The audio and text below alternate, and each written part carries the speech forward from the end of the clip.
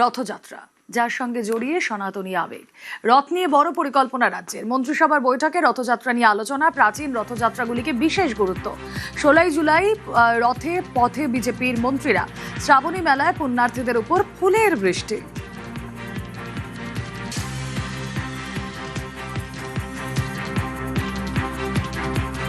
রাজ্যে সরকার পালাবদলের পর এবার রথযাত্রা ও শ্রাবণী মেলা নিয়েও বিশেষ পরিকল্পনা নিচ্ছে রাজ্য সরকার। রাজ্য মন্ত্রিসভার বৈঠকে বৃহস্পতিবার মুখ্যমন্ত্রী শুভেন্দু অধিকারী দুই উৎসবকে নিয়ে বিশেষ পরিকল্পনার কথা জানান মন্ত্রিসভার সদস্যদের বলেই নবান্ন সূত্রে খবর। 100 থেকে 150 বছরের পুরনো রথ যেগুলি হয় সেগুলিকে বিশেষভাবে আর্থিক অনুদান দেওয়া যায় নাকি তা নিয়েও পরিকল্পনা করছে রাজ্য সরকার। এদিনের বৈঠকে মুখ্যমন্ত্রী শুভেন্দু অধিকারী বলেন, তারা যাতে ভালোভাবে রথযাত্রা পালন করতে পারে সেই দিকে লক্ষ্য রেখেই এই পরিকল্পনা নিচ্ছে রাজ্য। অন্যদিকে শ্রাবণী মেলাকে কেন্দ্র করে বিশেষ করে তারকেশ্বর, জলপাইগুড়ি, জলপেশ এবং কালচিনি এই 3 জায়গাতেও বিশেষ পরিকল্পনা নিচ্ছে রাজ্য। যেদিন শ্রাবণী মেলার মূল অনুষ্ঠান সেদিন হেলিকপ্টার থেকে পুষ্পবৃষ্টি করারও পরিকল্পনা করা হচ্ছে। ক্যামেরায় কুণাল চৌধুরীর সঙ্গে সোমরাজ বন্দ্যোপাধ্যায়, নিউজ 18 বাংলা, কলকাতা। আর এখন থেকেই পুজোর ভিড় নিয়ন্ত্রণে নজর। আগেভাগেই সব থানাকে ব্লুপ্রিন্ট তৈরির নির্দেশ। দুর্গাপুজো রথের প্রস্তুতি বৈঠকে কলকাতার সিপি, ওসি, ডিসিদের সঙ্গে ভার্চুয়াল বৈঠকে সিপি অজয় নন্দা। সম্ভাব্য ভিড়ের হিসেব করে ব্লুপ্রিন্ট তৈরির নির্দেশ। রথের রুট ম্যাপিং এর প্রস্তুতির নির্দেশ সিপি।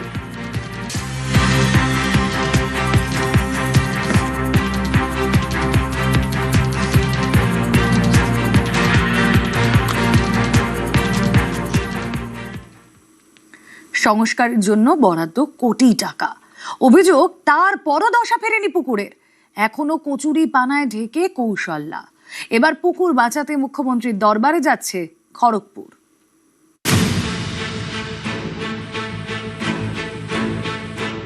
খড়গপুরের কৌশল্যা, এখানেই কৌশল্যা পুকুর। নামেই পুকুর, জলের দেখা মেলে না। কৌশল্যা ঢেকেছে কচুরি পানায়। চারপাশে আগাছার জঙ্গল, ঘাটের গায়ে ফাটল। সংস্কারের অভাবে বেহাল দশা পুকুরের।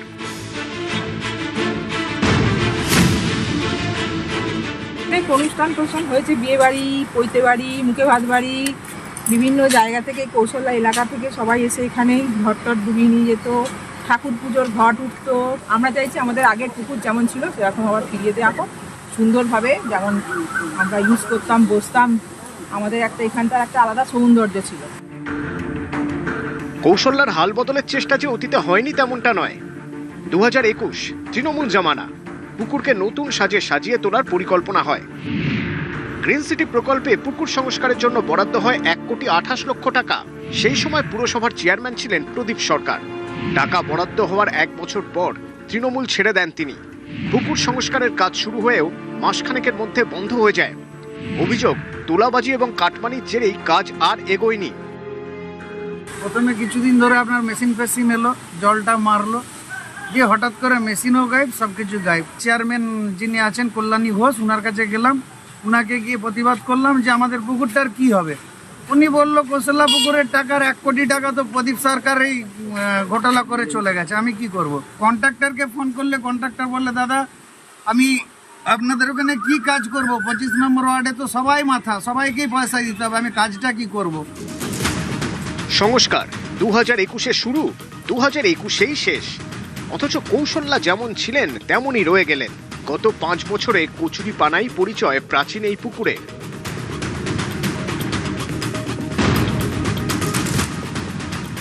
কারো বাড়িতে কেউ মারা যায়, ঘাট কাজ হয়, সবার মাঙ্গলিক কাজ এখানেই হয়। ইভেন অন্নপ্রাশন থেকে শুরু করে সেই ঘাটটার অবস্থা আগে আপনি দেখুন, পুকুরটার দিকে তাকান, তাকিয়ে ছবি উঠিয়ে দেখুন কি কন্ডিশন করে গেছে। পুকুরের এমন বেহাল অবস্থার দায় কার? কোটি টাকা বরাদ্দ হওয়া সত্ত্বেও কেন কাজ এগোলো না? এই প্রশ্নে কাজিয়া প্রাক্তন বনাম বর্তমান পুরো চেয়ারম্যানের মধ্যে। যে চেয়ারম্যান ছিলেন ওনার আমলে টাকা এসেছিল, সেই টাকায় কিছুটা কাজ করে পরিষ্কার করে বন্ধ করে দিয়েছে। আবার ওই এলাকার লোকরা বাধা দিয়েছিল, কারণ এক সাইডের রাস্তাটা যদি ভেঙে যায় সেইভাবে কাটা হয়েছিল। সেই গিয়ে আমরা পাড়ার প্রতিবেশীদেরকে নিয়ে আমরা সেভাবে কাজ করার জন্য বলেছি। আর কৌশল্যা পুকুরের সৌন্দর্যের জন্য গ্রিন সিটি প্রকল্পে আমি টাকা এনেছিলাম, সেই টাকায় অলরেডি কাজ শুরু হয়েছিল। কাজ শুরু হওয়ার পরেই কিছুদিনের মধ্যেই আমি চেয়ারম্যান হিসাবে সরে যাই। আমি যখন কাজ করেছি আমার মনে নেই, সামান্য কিছু পেমেন্ট হতে পারে। তো পুরো বাকি টাকাটা তো মিউনিসিপ্যালিটিতেই থাকবে। চেয়ারম্যান চেঞ্জ হয়ে গেলে কি টাকা চেয়ারম্যান সাথে নিয়ে যাবে? টাকা তো ওই মিউনিসিপ্যালিটিতেই থাকবে। কেন এখন কাজ হলো না সেটা তো ওই বলতে পারবে। পুকুর বাঁচাতে এবার একজোট স্থানীয় বাসিন্দারা। পালা বদলের পর মুখ্যমন্ত্রীর উপর ভরসা, কৌশল্যা সংস্কারের দাবি নিয়ে এবার মুখ্যমন্ত্রীর দ্বারস্থ হচ্ছেন বাসিন্দারা। কৌশল্যার এই পুকুরের সংস্কারের জন্য বরাদ্দ হয়েছিল 1,28,00,000 টাকা। সেই টাকা গেল কোথায়? প্রশ্ন তুলছেন স্থানীয় বাসিন্দারা। এবার রাজ্যের মুখ্যমন্ত্রীর দ্বারস্থ হচ্ছেন স্থানীয় বাসিন্দারা। দরজাও তুঙ্গে হয়েছে প্রাক্তন ও বর্তমান চেয়ারম্যানের মধ্যেই। পশ্চিম মেদিনীপুর থেকে শঙ্কর রায়, নিউজ 18 বাংলা। ঠেলায় পড়ে কাটমানি ফেরত। মাথাভাঙায় কাটমানি ফেরালেন তৃণমূল নেতা। মাথাভাঙা 1 ব্লকের শিকারপুর পঞ্চায়েতের ঘটনা। আবাসে ঘর পাইয়ে দেওয়ার নামে কাটমানি 3 থেকে 20,000 টাকা করে নেওয়া। অভিযোগ 35 জনকে 58,500 টাকা ফেরত। কাটমানি ফেরালেন বুথ সভাপতি প্রসেনজিৎ বর্মন।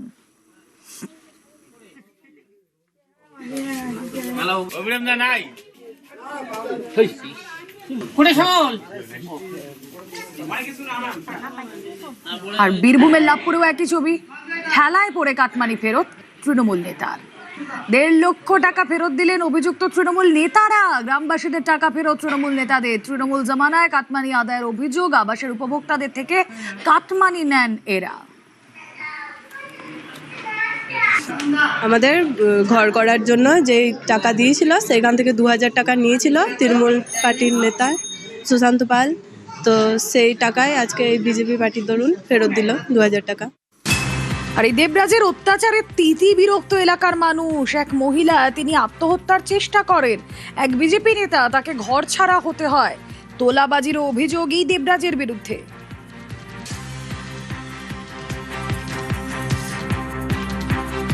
কেষ্টপুর ভিআইপির কাছে একটা বিল্ডিং বানাচ্ছিল। আমি যখন 4 টাকা ঢালাই করি তখন সে কাজটা বন্ধ করতে পারে। আমি তখন জিজ্ঞাসা কারণটা কি, কারণটা আজ না কাল কাছে জানাবো বলে জানাচ্ছে না। প্রথমে বলছে 40 লাখ টাকা লাগবে। আমি তখন দিতে পারবো না, আমার তো ক্ষমতা নেই, আমি 10 লাখ দিতে পারবো না। লাস্টে 30 লাখ টাকা ফাইনাল হলো। আমাদের এখানে কাউন্সিলর মনীষ মুখার্জি, উনি আমার কাছে 30 লাখ টাকা নিয়ে দেবকে উনি দেন। আর তারপরে আর মনীষ মুখার্জি আমার কাছে 5 লাখ টাকা নিয়েছে। আমার টাকাটা ফেরত পাওয়া হলে ভালো হয়, বাস আর কি বলবো। আমার বাড়ি ভাঙচুর করতে গেছে এরা 28 তারিখে। আমার দোষ, আমি বাড়ির সামনে গাড়ি রেখে আমার বাড়ি ক্যামেরা লাগানো, তার জন্য আমি সাধারণ মানুষ, আমি কোনো পার্টি করি না। এরা দেবদাস চক্রবর্তীর এই যে লবি 2020-তে এই এদের জন্য আমি সুসাইড করেছি। সুসাইড অ্যাটেন্ড করেছি। হ্যাঁ, এরা আমাকে মারতে গেছে আমার বাড়ি। হ্যাঁ, দেবরাজের লবি করে। ওরা দেবরাজের সঙ্গে রয়েছে বলে তার জন্য আমার কেস নেয়নি এখানে।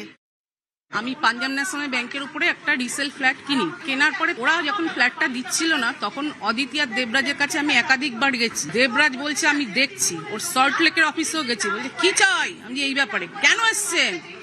বললো দেখছি বলে তো দেখেনি, অথচ ওই মালিকের কাছ থেকে ও আর ওর বউ অদিতি পয়সা খেয়ে বসে রয়েছে। 2বার একবার হুমকি দিয়েছিল, হ্যাঁ এতবার আসছেন কেন? যে আসছে, আমি ডিস্টার্ব হচ্ছি।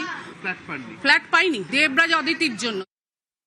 যে ছেলে 2015-তে সেকেন্ড হ্যান্ড ওয়াগনার নিয়ে ঘুরতো, সেই ছেলে কিছুদিন আগেও সে ফরচুনা, ওডি এগুলো নিয়ে ঘুরতো।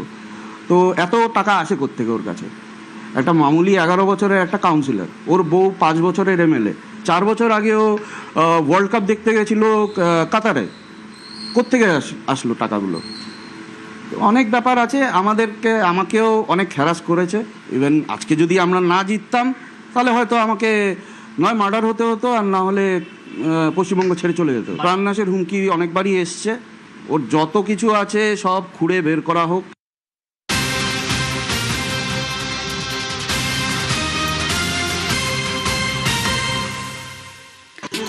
দেবরাজ গারদে আর স্ত্রী অদিতি মুন্সিকে 6 ঘন্টা জিজ্ঞাসাবাদ। তোলাবাজির মামলায় বাড়িতে গিয়ে জিজ্ঞাসাবাদ অদিতি মুন্সিকে। দেবরাজের গ্রেফতারির পর তার স্ত্রীকেও জিজ্ঞাসাবাদে কি উঠে এলো জানবো। প্রতিনিধি অনুপ রয়েছেন সঙ্গে। অনুপ। দেখো, দেবরাজ চক্রবর্তী গ্রেপ্তারের পরবর্তী ক্ষেত্রে তার স্ত্রী অর্থাৎ রাজারহাট গোপালপুর বিধানসভা কেন্দ্রে যিনি বিধায়ক ও অদিতি মুন্সি ইতিমধ্যে তাকে জিজ্ঞাসাবাদ করলো। 6 ঘন্টা পুলিশের পক্ষ থেকে জিজ্ঞাসাবাদ করা হয়। একাধিক দেবরাজ সংক্রান্ত তথ্য জানার জন্য জিজ্ঞাসাবাদ করা হয়েছিল। দেবরাজ চক্রবর্তীর যে কোম্পানি সেই সংক্রান্ত তথ্য নিয়েও জিজ্ঞাসাবাদ করা হয়েছিল। এছাড়া লক্ষ্য করা যায় দেবরাজ চক্রবর্তীর যে কটি ফ্ল্যাট রয়েছে অদিতি মুন্সির ফ্ল্যাট, প্রত্যেকটি জায়গায় অফিস সহ সব জায়গায় তল্লাশি করা হয়। ইতিমধ্যে একটি ল্যাপটপ উদ্ধার করতে পেরেছে, যে ল্যাপটপে গুরুত্বপূর্ণ তথ্য রয়েছে এমনটা মনে করছে বাগুইআটি থানার পুলিশ। এই ল্যাপটপ থেকে কিন্তু দেখা যাচ্ছে একাধিক সরকারি টেন্ডার সংক্রান্ত তথ্য থেকে শুরু করে অমৃত প্রকল্পের যে সমস্ত নথি থেকে শুরু করে বিভিন্ন ডকুমেন্টস সেই ল্যাপটপে উদ্ধার হয়েছে। ইতিমধ্যে সেগুলো হাতিয়ার ধরা করছে পুলিশের পক্ষ থেকে। অন্যদিকে দেখলে দেখা যাবে যে দেবরাজ চক্রবর্তী গ্রেপ্তার, তার পরবর্তী ক্ষেত্রে অদিতি মুন্সি যে রাজারহাট গোপালপুর বিধানসভা কেন্দ্রের প্রাক্তন বিধায়ক, তাকেও দীর্ঘক্ষণ জিজ্ঞাসাবাদ করা, কিন্তু যে সম্পত্তির পরিমাণ কথা বলা হচ্ছিল প্রত্যেকটি ক্ষেত্রে দেবরাজ চক্রবর্তীর পাশাপাশি অদিতি মুন্সি তারও কিন্তু বিপুল পরিমাণ সম্পত্তি।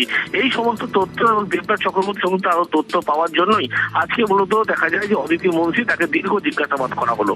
ওকে।